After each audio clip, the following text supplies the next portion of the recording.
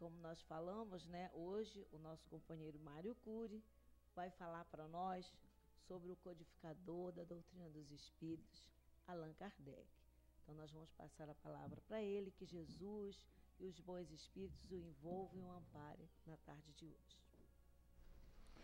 Graças a Deus, que a paz de Jesus esteja entre nós e que as nossas primeiras palavras, como sempre, sejam de agradecimento a Deus pela oportunidade do trabalho no bem e que o meu verbo possa ser útil e transformado em conhecimento para o nosso crescimento e compreensão da doutrina espírita e do Evangelho do Mestre Jesus. Então, hoje nós estamos em festa porque vamos homenagear o nosso codificador, Léon Hippolyte Denisard Rival, conhecido como Allan Kardec. É muito importante em nossas vidas porque nos trouxe a possibilidade de entender o mundo dos espíritos, que é a verdadeira relação. Compreendendo o mundo dos espíritos, nós vamos compreender a verdadeira relação entre o homem e Deus. Então, meus amigos, nós podemos começar raciocinando sobre esse espírito, Kardec, esse espírito preparado, esse espírito que tinha toda essa possibilidade de nos trazer esta obra, vamos dizer assim, é inadequado, mas vamos dizer, maravilhosa. É inadequado porque o próprio Espiritismo não gosta muito desse termo maravilhoso, né? Mas para nós ainda, ignorantes da lei de Deus, é muito bom ter a doutrina espírita nos esclarecendo e nos trazendo possibilidades que outras religiões não nos trazem. Nós falamos assim e falamos com todo respeito. Eu tenho um amigo que ele é católico e ele compra uns livros, ele é bem estudioso, e ele estuda lá o livro todo, aí chega no final, ele me conta, olha, cheguei a uma conclusão. E aquela conclusão que ele chega, a gente chega rapidamente lendo uma questão do Livro dos Espíritos, né? É claro que a gente não vai falar para ele, isso aí é muito infantil, né? Não falamos isso, incentivamos, mas eu percebo assim como nós estamos com uma facilidade muito grande na mão, como nós estamos assim bem orientados e estamos bem esclarecidos e, portanto, com uma responsabilidade maior, porque esse esclarecimento nos gera um dever, tal qual na lei dos homens, principalmente na lei de Deus, não existe bônus sem ônus. Qual é o bônus, então? O bônus é a possibilidade de se entender no mundo, entender a relação com o mundo, entender quem nós somos, de onde viemos, para onde vamos, questões que sempre afligiram o homem. E o ônus? O ônus é o de se compenetrar no seu crescimento espiritual. O ônus é o de se esforçar com mais empenho. Mas se olharmos direitinho, no fundo, não se trata de um ônus, se trata de mais um bônus, porque a possibilidade de você se esforçar mais, a possibilidade, como dever, de crescer melhor, a quem beneficia? A nós mesmos. Então, Kardec é esse espírito que possibilitou esse conhecimento. Mas nós não podemos falar de Kardec sem compreendermos bem a relação entre cristianismo e espiritismo. Temos aqui na página uma célebre frase de Jesus, que é muito usada e que fala muito fundo aos corações: conhecereis a verdade e a verdade vos fará livres. Livres do quê? Livres da ignorância, livres das trevas, livres do embrutecimento. O cristianismo teve o papel de trazer o sentimento para o homem. Ele trouxe a esperança aliada ao sentimento. E Cristo nos explicou que será através do sentimento que nós poderemos alcançar os dias de paz, os dias de felicidade. E a verdade, essa palavra, está envolvida em diversos pontos que parecem que são esparsos, mas não são. Cristo, quando julgado por Pilatos, foi interrogado se ele era rei. Ele disse que o reino dele não era desse mundo, e foi explicando, e Pilatos falou, mas então você é rei? Não, eu sou rei, mas se fosse rei, minha gente não tinha me posto na mão dos judeus, eu não estaria aqui, então. E vinha a este mundo, senão para dar o testemunho da verdade. E aí Pilatos pergunta, mas o que é a verdade? E Jesus responde, sabe o que para Pilatos? Nada. Ele não responde a Pilatos. Porque se respondesse, para explicar para Pilatos o que era verdade, Pilatos ficaria humilhado. E vocês podem reparar que em todos os momentos em que Jesus, até nos poucos momentos em que ele se defendeu, ele chegava a um ponto onde ia começar a ter que se engrandecer muito e o interlocutor ia ficar humilhado, ele paralisa. Tal qual no momento em que dizia, mas você fez isso, fez aquilo, ele falou, tudo que eu preguei nas praças públicas, em aberto, por que me julgais aqui no escuro, na calada da noite? E ele para aí. Então, em diversos momentos ele parou, para não ter que se sobressair, ter que humilhar os interlocutores, porque no final ele explicou por que ele fez isso, né? Pai, perdoai-os, eles não sabem o que fazem. Mas então, nesse primeiro momento, nós destacamos aí a verdade. Num outro momento, também na fala de Jesus, e cronologicamente, antes desse, ele nos fala sobre o Consolador prometido, lá em João 14, 15 a 17 e 26, e no nosso Evangelho segundo o Espiritismo, no capítulo 6, item 3, ele diz, se me amais, observai os meus mandamentos, eu rogarei a meu Pai, e ele vos enviará um outro Consolador, para que fique eternamente convosco, o Espírito de verdade, que o mundo não pode perceber, porque não o vê, e porque não o conhece. Vós, porém, o conhecereis, porque ele ficará convosco, e estará entre vós. Mas o Consolador, que é o Santo Espírito que meu Pai enviará em meu nome, vos ensinará todas as coisas, e vos fará recordar tudo o que eu tenho dito. E quem se apresenta, ou como se denomina, o guia de Kardec nessa missão? Então, recorrendo aqui a obras póstumas, temos dois momentos importantes para ressaltar quanto a esse aspecto que nós estamos iniciando o raciocínio. Então, quando ele fala do meu espírito protetor, ainda não está falando do guia, está falando do meu espírito protetor. E ele explica aqui mais à frente que nessa época ainda se fazia uma confusão, não estava bem esclarecido, né? Então ele pergunta lá a um espírito, quem ele foi na terra? E a resposta vem da seguinte forma, um homem justo e sábio. Após a minha morte, reconhecê-lo-ei no mundo dos espíritos? Resposta, sem dúvida. Será ele quem virá receber-te e felicitar-te se tiverdes desempenhado bem sua tarefa. Aí a nota aqui de Kardec, né? Vê-se por essas perguntas que eu era ainda muito noviço acerca das coisas do mundo espiritual. Ele ainda não tinha feito bem nessa época aqui a distinção entre guia, espírito protetores, espíritos afins, espíritos simpáticos, depois está tudo explicadinho, né? E quando ele fala mais à frente sobre o meu guia espiritual, ele pergunta, meu espírito familiar, quem quer que sejais, agradeço-vos por ter vindo me visitar. Quererias dizer-me quem sois? Ele responde, para ti, chamar-me-ei a verdade. E todos os meses, durante um quarto de hora, estarei aqui à tua disposição. E lá na frente, né, foi uma bronca que Kardec tomou. Tira daqui, por favor. Obrigado. Foi uma bronca que Kardec tomou. Já acertamos aqui. Foi uma bronca que Kardec tomou.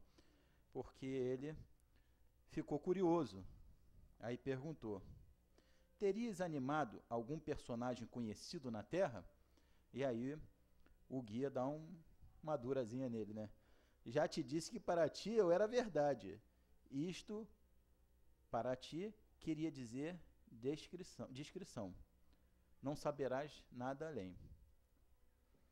E seguindo ainda nesse raciocínio da verdade, nós temos a mensagem do Espírito de verdade, aqui no Evangelho segundo o Espiritismo, no Cristo Consolador, capítulo 5, no capítulo 6, no item 5. E aqui está bem claro, bem explícito, quem era o Espírito de verdade.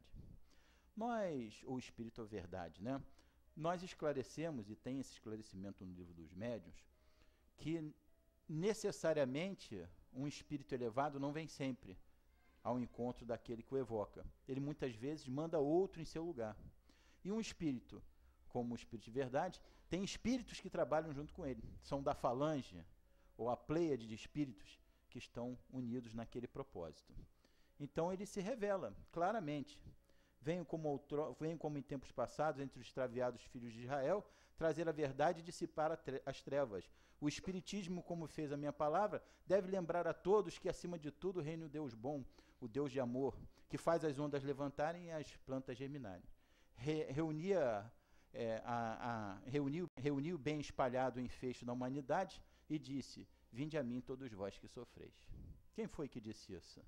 Vinde a mim todos vós que estáis aflitos, sobrecarregados, que eu vos aliviarei.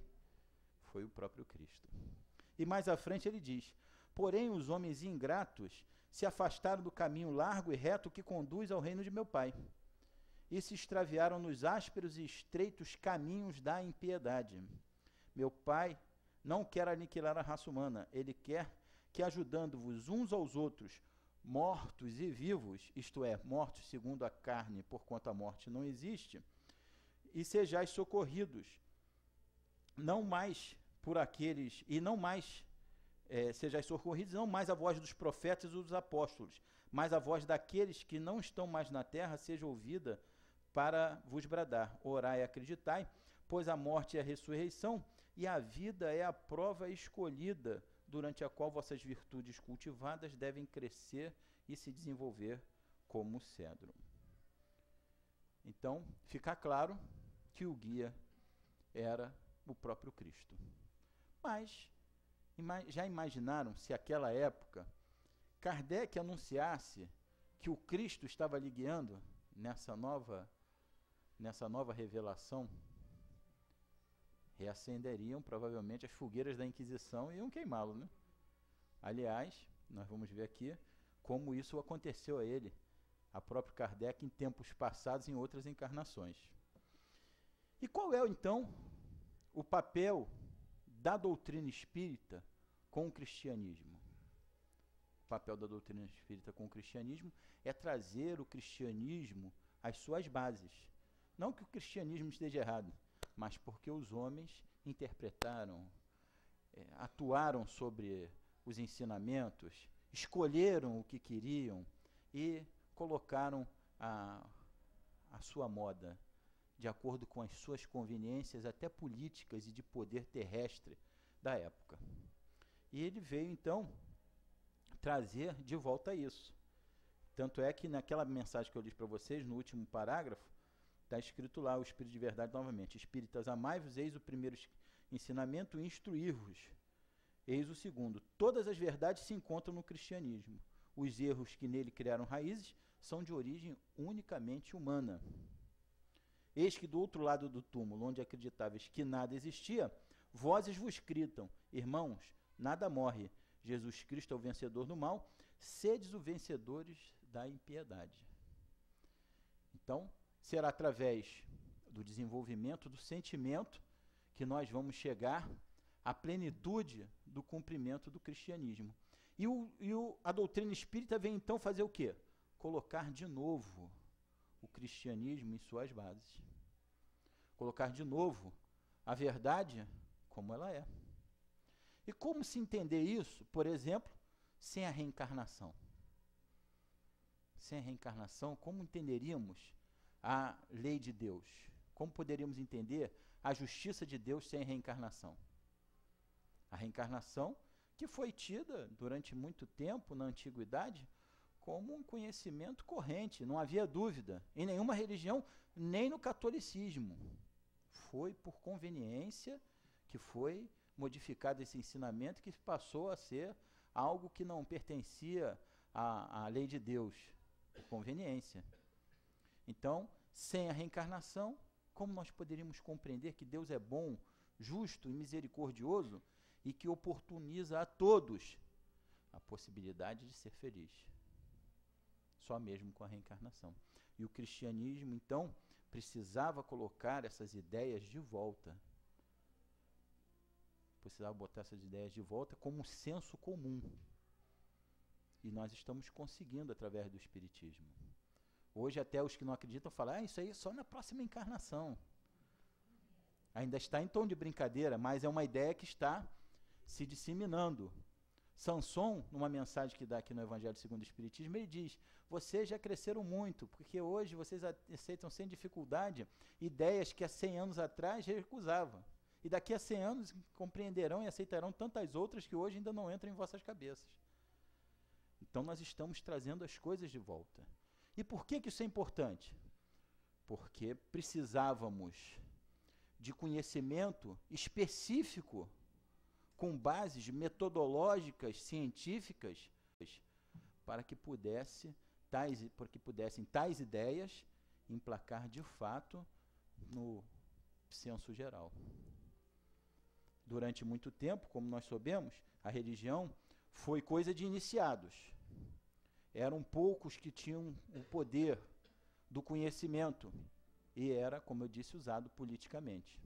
E isso veio para ser derrubado. E aqui Kardec explica muito bem para nós, no Evangelho segundo o Espiritismo, no capítulo 1, no finalzinho do item 3, vocês desculpem eu ler para vocês, mas é que eu acho que o raciocínio é muito importante mesmo para nós compreendermos. Ele diz no finalzinho assim, do item 3, por estas palavras o céu e a terra não passarão, sem que se cumpra perfeitamente tudo até o último iota. Jesus quis dizer que era necessário que a lei de Deus fosse cumprida, isto é, fosse praticada sobre toda a terra, em toda a sua pureza, com todos os seus desenvolvimentos e todas as suas consequências. Portanto, de que serviria ter estabelecido essa lei se ela tivesse que ficar como privilégio de alguns homens ou mesmo de um só povo?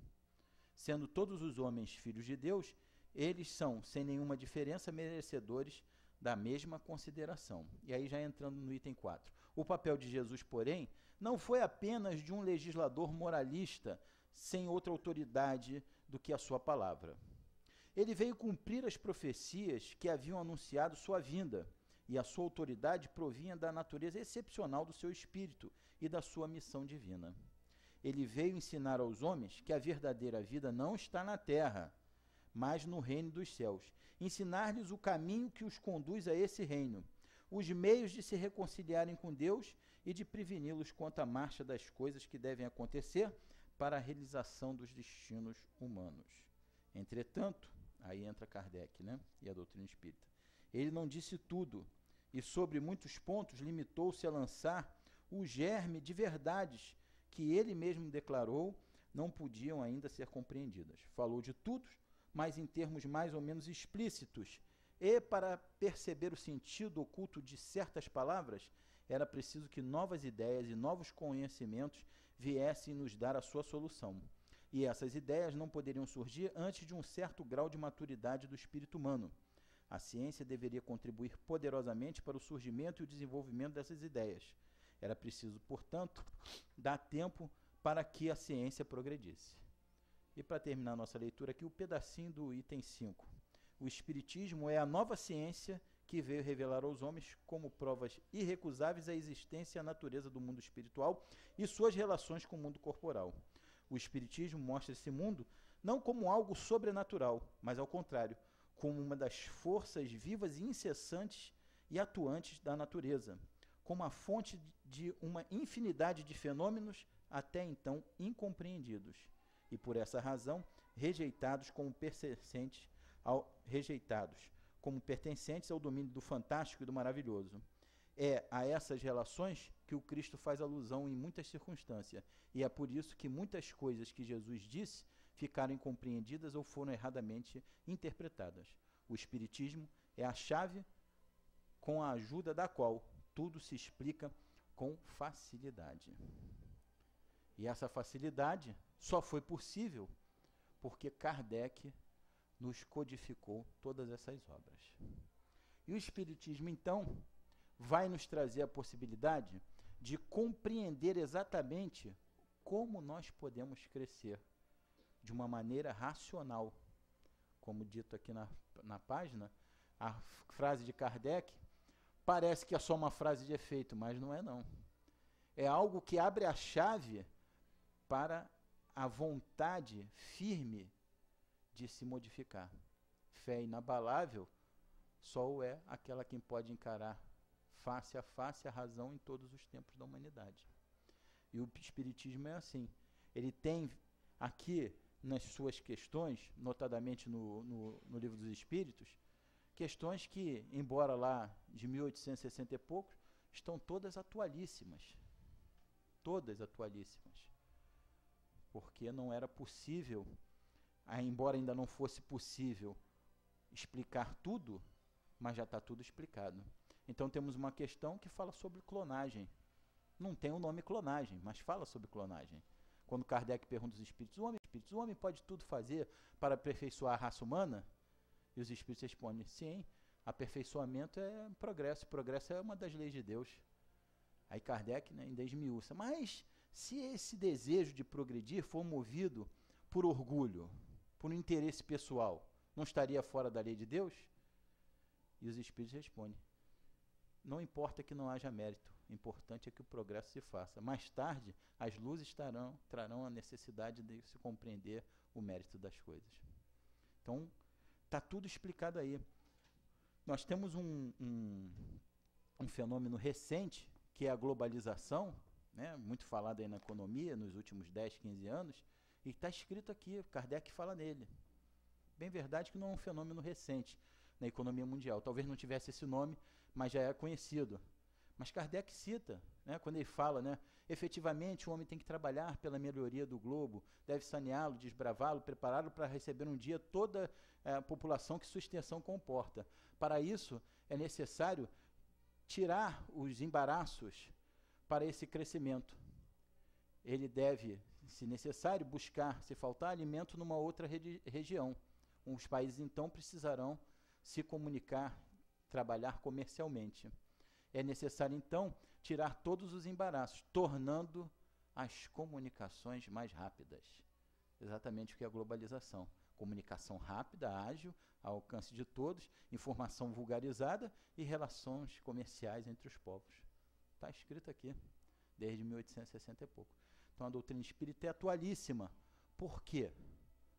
Porque é o que há de divino, trazido pelos espíritos que são os ministros de Deus para esclarecer a humanidade. E aí, então, temos lá, plano de regeneração da Terra. Responsável por isso, Jesus. Né? Principal apoio de Jesus para isso, o Espiritismo. O Espiritismo. E vocês sabem em quantos países do mundo tem Espiritismo igual aqui nós estamos estudando? Em nenhum outro. Está tudo concentrado aqui no Brasil. Por isso aquele livro, Brasil, Coração do Mundo, Pátria do Evangelho, que eu quando lia, né, há quase 2 décadas atrás, ali, Brasil vai ser uma das maiores economias do mundo, né? Naquela época a gente estava com aquelas questões de FMI, dívida externa, não sei o quê. Vai ser o maior país economicamente, vai ser um dos países mais poderosos do mundo. Aí, né? Bom, está escrito aqui, vamos acreditar, né? Está aí hoje aí pré-sal, já emprestou dinheiro até para o FMI, sexta economia do mundo, BRICS. Por quê? Porque é o desígnio de Deus, é a vontade de Deus. E aqui, desse país, que não tem preconceito pontual, mas você vê que vocês veem, todos conhecem um imigrante qualquer, e quase todos nós somos descendentes de imigrantes. Eles vêm, se instalam, vivem normalmente, criam amizade, relações sociais, e não temos sectarismo. Temos preconceitos pontuais, mas o povo em si não é preconceituoso. E a ideia até do preconceito sofre rechaço pelo povo.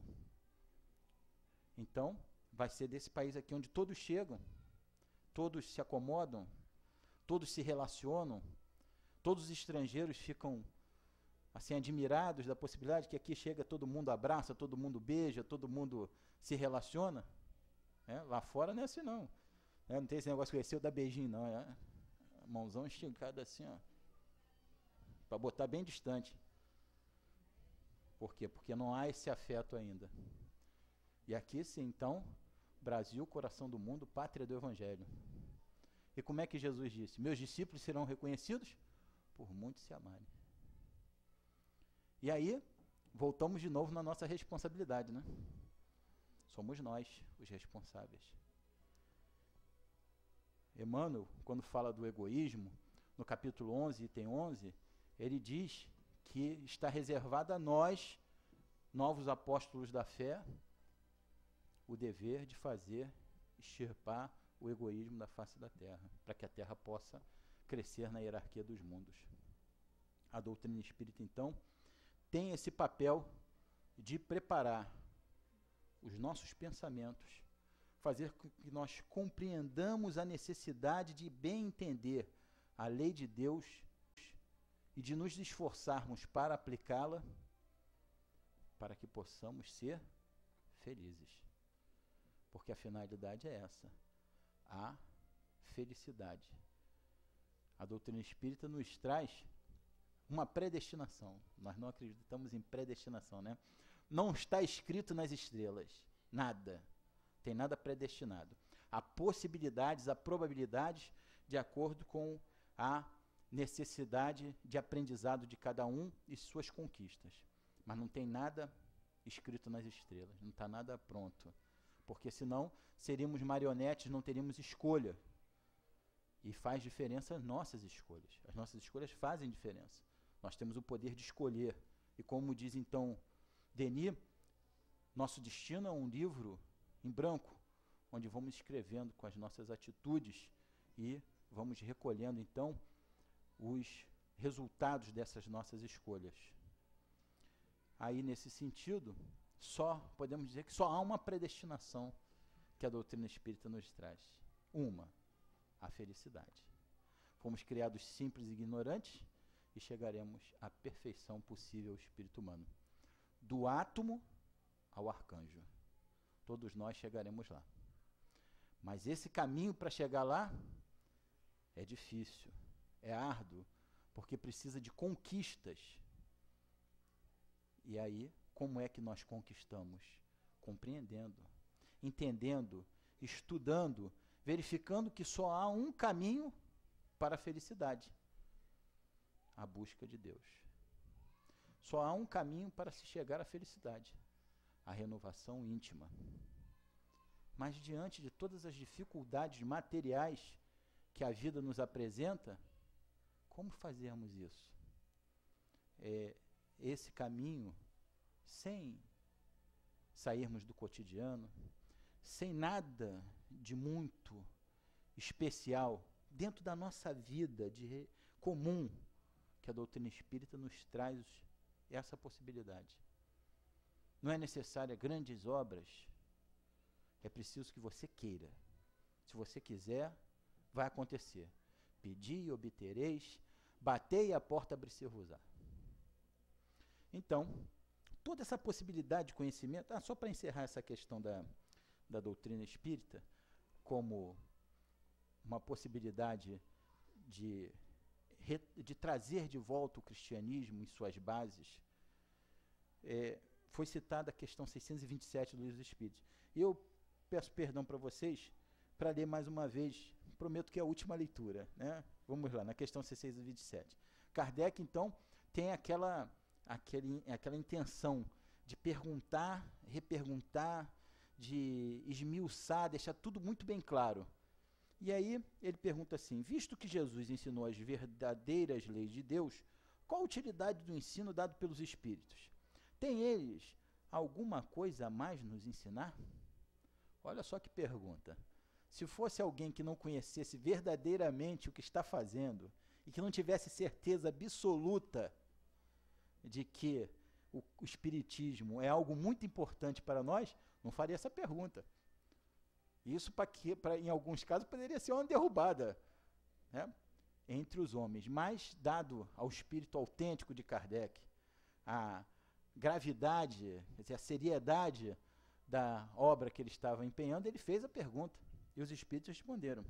A linguagem de Jesus era frequentemente alegórica e em parábolas, porque falava de acordo com os tempos e os lugares. Agora é preciso que a verdade seja inteligível para todo mundo. É preciso explicar bem e desenvolver estas leis, porque há muitos poucos que a compreendem, e menos ainda que as praticam. A nossa missão é impactar os olhos e os ouvidos, para confundir os orgulhosos e desmascarar os hipócritas, aqueles que simulam a virtude e a religião só nas aparências para esconder suas torpezas. O ensino dos espíritos deve ser claro e sem equívoco, a fim de que ninguém possa pretextar ignorância e cada um possa julgá-lo e apreciá-lo com a sua razão. Estamos encarregados de preparar o reino do bem anunciado por Jesus. Por isso é necessário evitar que cada qual possa interpretar a lei de Deus ao sabor de suas paixões e falsear o sentido de uma lei toda de amor e de caridade. Então é para isso que eu expliquei a vocês, né? É para trazer ali tudo marcadinho, é assim, ó. E vai ser através, então, do raciocínio. Então, meus amigos, esse é o papel da doutrina espírita. E quem trouxe a doutrina espírita? Quem é esse espírito? Leon Hippolyte Denisard Rivail. Quem é o professor Allan Kardec? Quem é esse homem? Quem é esse espírito?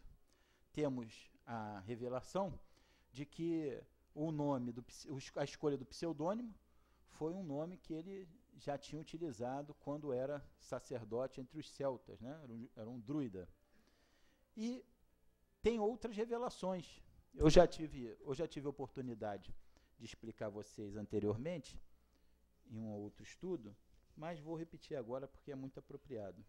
Nós temos notícia, através de uma obra de Rochester, o nome da obra é Luminares Tchecos, de que Kardec foi, no passado, Jean Hus.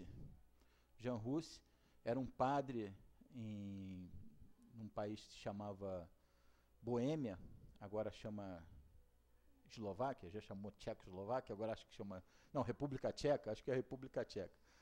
República Tcheca. E ele era, então, o responsável pela catedral da cidade, a Catedral de Belém. E lá ele desenvolvia algumas ideias que ele não era favorável e que dominavam a religião da época, a religião católica, de pagamento para ter perdão por pecado, de se rezar a missa em latim, de costa para o público, e ele não concordava muito com essas ideias, e tinha um amigo dele que se chamava Jerônimo, né, conhecido como Jerônimo de Praga, e que foi estudar na Inglaterra e voltou também influenciado pelas ideias de um cardeal que já era falecido, mas tinha sido reitor da Universidade de Oxford, chamava John Wycliffe, e é o pai, o fundador da igreja anglicana, e que a Inquisição era doida para botar a mão nele. Não botava a mão nele porque ele era o confessor da rainha da Inglaterra. Até que um dia arrumaram uma intriga lá com a rainha e ele sambou, né? A Inquisição foi lá e queimou, aliás, enforcou o John Wycliffe. Mas Jerônimo voltou lá para o seu amigo, o padre Jean Hus, influenciado pelas ideias. E aí foi fogo e álcool, né? Porque os dois comungavam as mesmas ideias. E o Jean Hus, ele era protegido do rei Segismundo. E lá ninguém fazia nada com ele. E ele disseminou essas ideias, e essas ideias evoluíram, e teve até uma revolução na Europa, a Revolução dos Husitas, e foi a revolução que inspirou Calvino e Martinho Lutero, os pais do protestantismo, né? Até contando essa história para um amigo meu que é protestante, falei, viu? Kardec, além do pai do espiritismo, é também o pai do protestantismo. Ele falou, essa aqui não. Mas é ele mesmo, né? Então veja esse espírito reformador, esse espírito com ideias revolucionárias, no bom sentido, ideias revolucionárias. Então, Kardec, quer dizer, Jean Hus, lá tinha a proteção lá toda do rei, e um dia ele foi lá para um concílio em Constantinopla, que o rei falou, não vai não, porque lá não tem como te proteger. E ele foi e foi queimado vivo. Ele e o Jerônimo de Praga. E Jerônimo de Praga, e depois, né, foram, essas ideias é lá do John Wycliffe, né? Aí foram lá, desenterraram o corpo do John Wycliffe, que tinha sido enforcado, e queimaram também. Para você ver como é que o pessoal estava com bastante amor no coração, né? Aí, então, depois desses episódios todos, nós temos que notícias nesse livro, e confirmado depois por um outro livro, eu não me tenho o nome aqui, eu não me lembro do nome do livro, mas que Chico confirma essa história. E que John Wycliffe tinha sido uma encarnação passada de Leon Denis. E o Jean Russe é a encarnação passada de Kardec. E até, depois soubemos, tem lá na biografia de Leon Denis, que Jerônimo de Praga era o guia de Denis na última encarnação.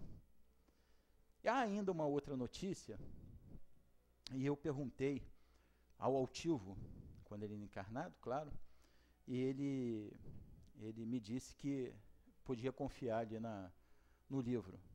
Tivemos lá uma vez no centro uma médium chamada Maria Gertrude de Maluf, e ela trouxe um livro, que o título do livro é O Centurião que Conheceu Jesus. Nesse livro conta que o centurião que pediu a cura para o servo era Kardec, que mais tarde, e que quando Jesus estava preso, ele se ofereceu a Jesus para ir no lugar dele. E Jesus disse que não, que a missão era dele, mas que ele mais tarde poderia provar a sua devoção por Jesus. E provou, né? Porque morreu queimado. E conta ainda esse livro que depois dessa fase, ele largou lá o exército romano e que terminou numa comunidade lá, atuando em favor dos pobres e adotando o pseudônimo de Pai João. Há ainda essa referência, e eu busquei e tive a informação de que essa referência é autêntica, que nós podemos confiar. Então, olha só a trajetória desse espírito. Ele realmente era preparado, era um espírito que tinha possibilidade de enfrentar a dificuldade dessa missão. Porque vocês já imaginaram, mesmo com toda a eloquência, potência do pensamento de Kardec, como ele recebeu críticas quando lançou a obra, notadamente o primeiro livro dos Espíritos, como ele foi criticado, como ele foi atacado. Aqui no Obras Póstumas, os Espíritos dizem para ele se preparar, porque ia sofrer muitas decepções. Tem que ser um espírito que tenha muita possibilidade para aguentar tudo isso. E, principalmente, um pensamento privilegiado. Todos nós conhecemos a biografia de Kardec, mas vamos repassar aqui rapidamente. Ele se preparou na França, mas concluiu seus estudos em Erdum, com Pestalozzi. Então, era um espírito voltado para a possibilidade de educar, assim como é o cristianismo, um educador dos nossos sentimentos. Mas mais do que isso, ele trazia todo um conhecimento com base científica, para que pudesse o quê? Na época necessária, na época em que a religião perdia espaço para o raciocínio humano, a época em que o iluminismo estava no alto, pudesse então demonstrar que ciência e religião não são incompatíveis. Por isso que nós podemos ter a fé raciocinada. Podemos entender Deus, compreender Deus. Ainda não podemos totalmente, ainda nos faltam referência. A doutrina como espírita como está aí, é para ser estudada por 500 a 600 anos. É uma revelação, não sei se tem outras fontes, mas eu conheço essa revelação através do espírito Baltazar, um dos guias do Centro Espírita Leon Denis, que trouxe essa revelação, que a doutrina espírita, do jeito que está, é para ser estudada por 500 a 600 anos. E por que isso? Porque novos conhecimentos científicos virão e possibilitará, então, mais revelações. Os espíritos poderão revelar mais coisas ainda que não podemos compreender. E nós podemos verificar na literatura que eles já revelaram bastante coisas. Ainda há muitas coisas para nós compreendermos, mas já revelaram bastante coisas. Há revelações de alguns anos atrás que eram, assim, bem surpreendentes. lendo o livro Memórias do Suicida, há um personagem lá, um dos espíritos, que chega a um ponto de, mas eu tenho que ficar aqui fazendo essa oração, há quantos anos eu faço essa oração, há tanto tempo, isso é uma injustiça. Aí quando ele falou que era uma injustiça, injustiça não, meu filho, vem cá. Aí narra lá o livro, que é da década de 30 ou 40, que então colocaram ele diante de uma tela, pegaram um disquinho colorido, colocaram numa caixinha e começaram a passar as imagens dos atos desse espírito.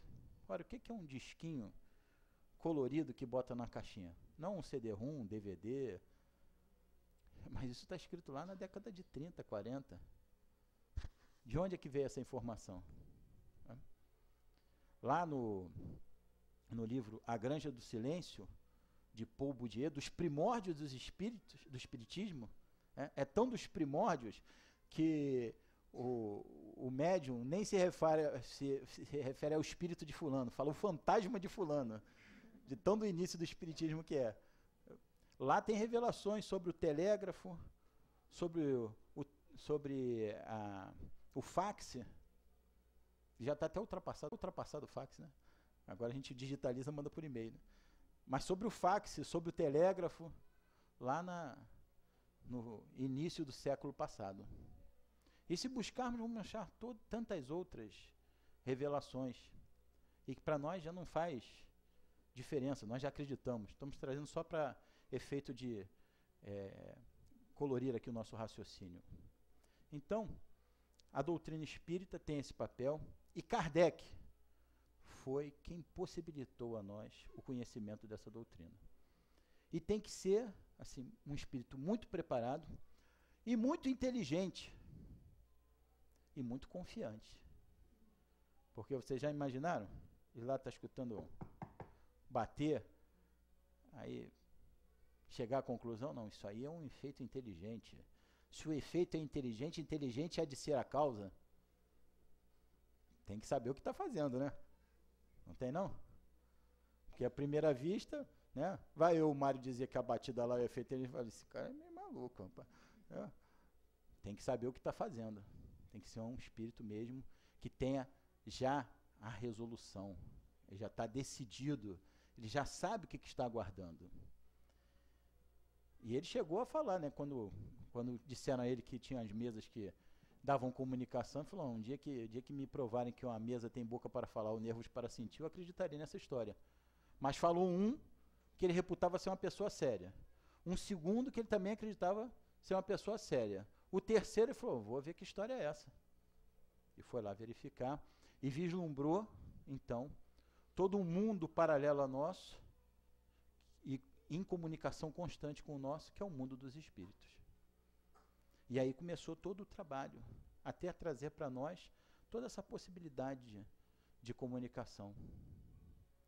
Tudo hoje que nós vemos, nós devemos a ele. Ah, teria outro, ele podia falhar? Com certeza, mas não falhou. Ah, Denis era o reserva de Kardec? Com certeza, mas não falhou. Ele não falhou, ele cumpriu sua missão. Em poucos anos, ele cumpriu sua missão. Então, o que representa Kardec para nossas vidas? Quem é esse espírito? O que será que ele faz agora no plano espiritual, se é que ele não está encarnado? Há notícias de que ele teria sido Chico. Teve uma obra aí que foi assim bem polêmica. Há os que apresentam, né, os argumentos favoráveis, há os que apresentam o argumento contra. Uns dizem que o próprio Kardec disse que ia complementar as obras. Outros, como eu, acreditam que Chico era um espírito muito dócil e que Kardec tinha uma personalidade bem diferente, uma personalidade muito austera, muito firme, e que Chico tinha muito amor no coração. Não que Kardec não tivesse amor no coração, mas para mim essas personalidades são incompatíveis. Não consigo compreender um espírito como Kardec, com essa firmeza toda de pensamento, reencarnar Chico, coração puro. Não consigo ver.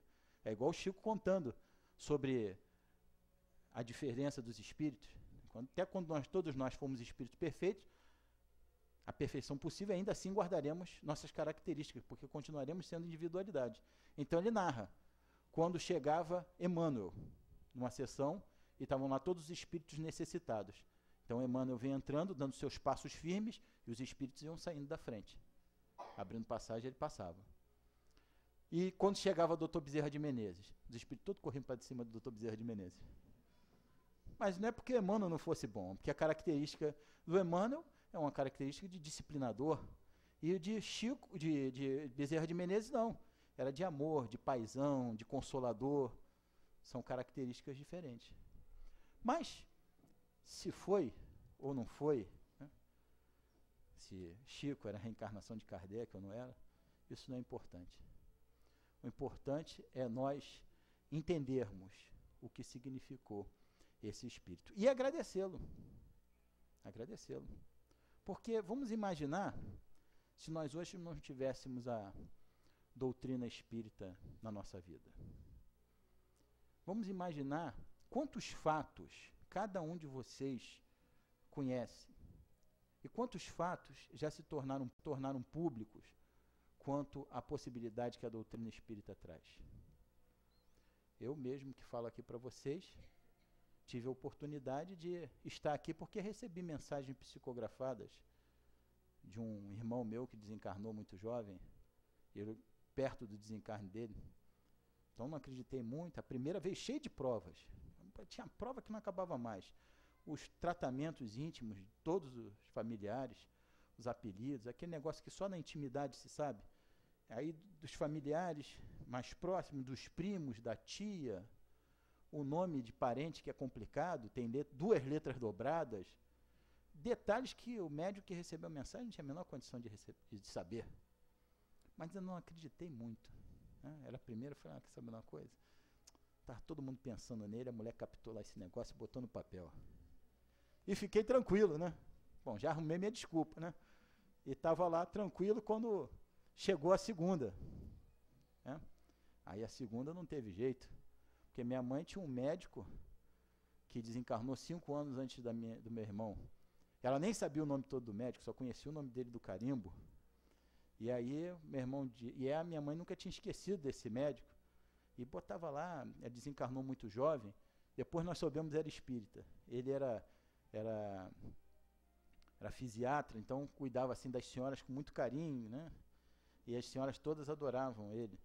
E ele, então, ela botava lá o nome dele sempre na irradiação, sempre rezou por ele, descobriu a prece do médico desencarnado e rezava por ele e tal. E aí, na segunda mensagem, ele fala, mãe, quem está ao meu lado e manda um grande abraço para a senhora é o seu amigo, Dr. Evandro Vieira Bittencourt Machado. Ela não sabia o nome dele todo. Ele agradece todas as orações que a senhora fez por ele. Ele que me socorreu nos meus momentos de dificuldade. E pede para a senhora mandar uma cópia dessa mensagem para os pais dele, Dona Fulano e seu Ciclano, que moram no Espírito Santo, na rua tal, número tal, o telefone é tal. Bom, aí não tem jeito, né? Aí não tem jeito de duvidar. Eu falei, rapaz, esse negócio é sério. Aí comecei a estudar, né? Aí comecei a estudar e fui para uma casa de estudo, e hoje vocês estão aqui me aturando, né? Então, e esse é um fato, né? Mas temos vários outros, diversos outros. Quantos Chico socorreu através de suas mensagens? Quantos médiuns socorreram as pessoas através de suas mensagens? Quantas orientações chegam através da mensagem? Isso tudo é uma possibilidade que a misericórdia de Jesus colocou nas nossas mãos e que nós temos o dever de aproveitar. Nós estamos em contato constante com a espiritualidade. Nossa vida é influenciada constantemente pelos espíritos com os quais nós fazemos comunicação através dos nossos pensamentos, através dos nossos desejos, através das nossas necessidades. E precisamos o que então? Precisamos nos guiar pela doutrina espírita para melhorar os nossos pensamentos, para fazermos comunicações mais constantes com aqueles que nos amam. Todos nós somos dotados de guias espíritos que abalizaram a nossa encarnação, que estão conosco, desde antes do berço e continuarão depois do túmulo, nos aguardando, nos protegendo. Mas precisamos acertar os nossos pensamentos, porque ficamos presos às nossas necessidades materiais, que são reais, são existentes. Até Kardec perguntou ao Espírito de Verdade se ele o ajudava materialmente. O Espírito disse: você vive numa vida material, cheia de dificuldades. Se eu não te ajudasse, eu não te amaria. Então, é importante, porque nós precisamos reencarnar, viver a vida material para crescer. Mas precisamos dar também atenção ao aspecto espiritual. Ter fé. Essa fé raciocinada para não esperar o que não virá, nem o que não pode ser dado, nem o que não está de acordo com as nossas necessidades de crescimento e de evolução, porque a lei é de amor. E nós estamos reencarnados para crescer, para crescermos, para nos desenvolvermos. Como disse Kardec, né? Nascer, morrer, renascer de novo e continuar desenvolvendo, tal é a lei. E aí, com esse raciocínio, nós termos melhor o ponto de vista da nossa relação de encarnados com a nossa vida futura. E essa identificação de homem encarnado com o espírito imortal que nós somos, vai nos levar a uma outra possibilidade de olhar as coisas da vida material. Não que elas não vão ser importantes, não que a gente não possa desejar o crescimento material, nada disso, mas para olhar tudo isso com o máximo de equilíbrio. E buscar, sim, até as conquistas materiais, mas sabendo qual é o limite, compreendendo até onde eu continuo dentro da lei e me esforçar ao máximo para continuar seguindo a lei de Deus. Com esse esforço, então, nós vamos atrair para nós a possibilidade de estarmos em contato com os bons espíritos. A frequência na casa espírita, a possibilidade de estudo, a possibilidade da compreensão vai nos ligar, então, melhor com o plano espiritual. E aí, ligados com o plano espiritual, nós poderemos exercer plenamente o cristianismo redivivo, estudando a doutrina espírita, praticando a doutrina espírita. E não é para a próxima encarnação, não é para não sei daqui a quantas encarnações, não. É para agora. É para agora. Então precisamos ajeitar o nosso pensamento. Atendemos às vezes os espíritos no plano, na mesa de desobsessão, e eles trazem muitas vezes as marcas das doenças com as quais desencarnaram. E sentem dificuldades. Nós falamos: você pode parar de sentir essa dor agora. Eu estou morto? Você está morto. Seu corpo morreu, mas você continua vivo. Você não era o corpo, você é mais do que o corpo. Você é a essência que habitava e animava o corpo. E você pode, agora, se essa que você morreu é uma notícia ruim, eu tenho uma boa notícia para você. O corpo que você tem agora atende diretamente às impressões do seu pensamento. E você pode, a partir de agora, fazer com que seu corpo não sinta mais dor. Aí pedimos a ele: pense em alguma coisa que lhe agradava. Um passeio numa floresta, em algum lugar na natureza, numa praia, a reunião com os familiares, algo que te gerava bem-estar. Imagine. E pedimos a ele para pensar e começamos a aplicar passes, e de repente ele começa a se sentir bem. Fala: como é que você fez isso? Nós não fizemos nada, quem fez foi você, com o seu pensamento. E isso vale para os desencarnados e para os encarnados. Se nós ajeitarmos os nossos pensamentos, nos compenetrarmos, o nosso corpo também sente as impressões do nosso pensamento. E podemos então, se nos compenetrarmos, se equilibrarmos o pensamento, qualquer que seja o nosso problema, qualquer um, me desculpe, não estou fazendo pouco caso do problema de ninguém, eu sei que temos problemas muito sérios, mas qualquer que seja o nosso problema, nós podemos começar a nos sentir felizes a partir de agora. É a partir de agora. E seguir a nossa vida. E buscar as inspirações. E ter a certeza de que no fim tudo acaba bem. Se não está bem ainda é porque não chegou no fim. E que todos nós vamos ficar bem. E que o plano de Deus, o projeto da reencarnação de cada um, é para que seja feliz, é para que cresça, para que se aprimore. E tudo isso está explicado para nós pela doutrina espírita. E tudo isso foi possível porque Kardec teve a coragem, a força de nos trazer essa doutrina. Vou cometer um impropério novamente. Maravilhosa. Essa doutrina maravilhosa que nos traz todas essas possibilidades. Por isso que nós vimos, quando nós chegamos aqui à Casa Espírita, escutamos uma palestra e saímos bem. Saímos nos sentindo esperançosos. Sabe por quê? Porque nós somos lembrados das nossas condições espirituais, que somos espíritos imortais e que todos nós estamos destinados à felicidade. Então, vamos agradecer a Deus por ter nos enviado Kardec. Vamos agradecer a Deus por termos conhecido a doutrina espírita. Vamos agradecer a Deus por nossa encarnação. Vamos agradecer a Deus por estarmos encarnados aqui num local onde tem a possibilidade de estudo da doutrina espírita, como nós temos aqui. Graças a Deus, que Deus e Jesus sejam louvados hoje e sempre, e como diz o Espírito Antônio de Aquino, que o amor único de Deus inspire todas as almas para o bem. Graças a Deus.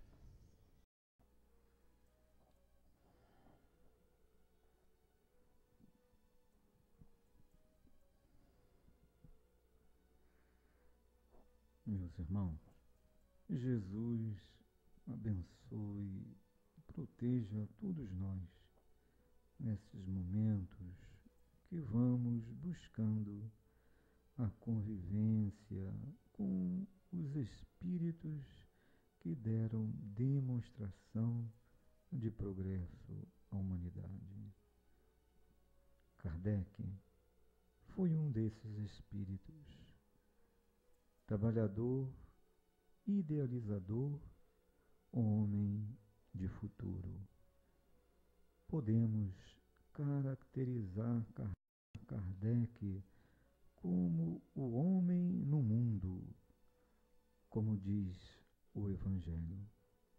Podemos olhar a posição de Kardec na sua demonstração de querer o bem, estimulado pelas lutas da humanidade, ainda vendo as dificuldades que os homens sofriam, idealizador, não pensava que suas ideias, até mesmo a obtenção das respostas dos espíritos, pudessem gerar todo um processo natural do progresso da humanidade.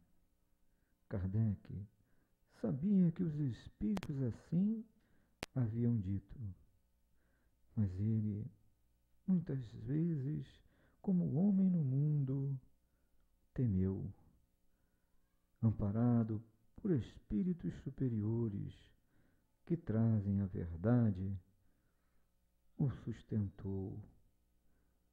Da mesma forma, as necessidades materiais também apareceram.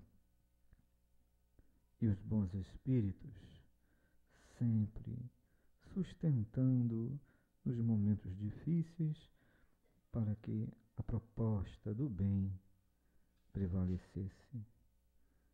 Kardec, o homem no mundo, admirado por todos nós, mas sempre se colocando como um servidor fiel do Cristo. Vejamos assim, meus irmãos, nos estudos apresentados na noite de hoje, a condição de todos nós, como espíritos, como espíritas, na demonstração da nossa parcela como homem no mundo.